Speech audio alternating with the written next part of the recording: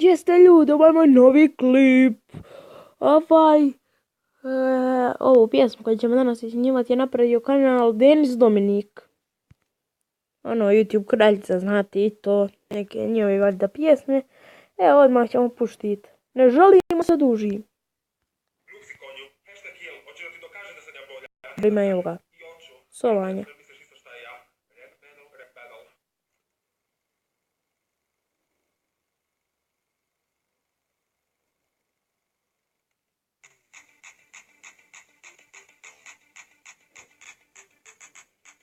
Pritom je stvarno dobar.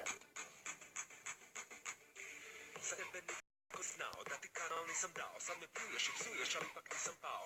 Vidi se da si plava, tiraš lava dok spavaš. Noći kraljici slava kada joj padne glava. Na kraju dana ovaj kanal nosi moje ime, a ti se kitiš tuđim perijem jer nemaš čime. A sada čujem tvoju stranu priče, razlog zašto da te s kanala miče. Okej, halim dečke, palim cure, kad me vide sline cure. Širi noge, više bure, najjače oluje. A tebe smeta, kad men ko gleda, jer kad me nema, tvoj kanal postaje bijeda. Sve cijeli svijet zna, pjesmu YouTube kraljica, na svim top listama ispred pasita. I zato odi doma, plaći mami Bobi Sokić, od mene imaš Bokić, Bokić Kokić. Kokić. Bokić Kokić. Bokić Kokić.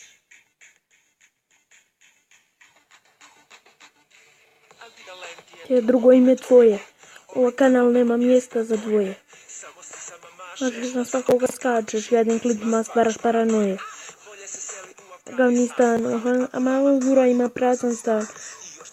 Znači jednu stvar koja će mozgu izazvati kvar.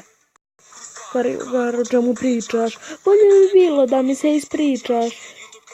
Bliži milijunu, došlo je vrijeme da ti preuzmem krunu.